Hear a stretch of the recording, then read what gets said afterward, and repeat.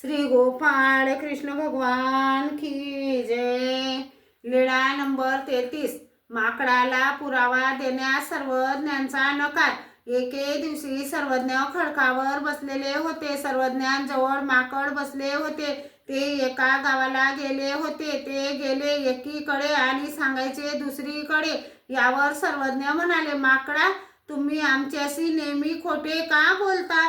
ते म्हणाले, मी सर्वज्ञांशी कशाला खोटे बोलेल? सर्वज्ञ म्हणाले, तर घाला पाहू या पाण्यात हात।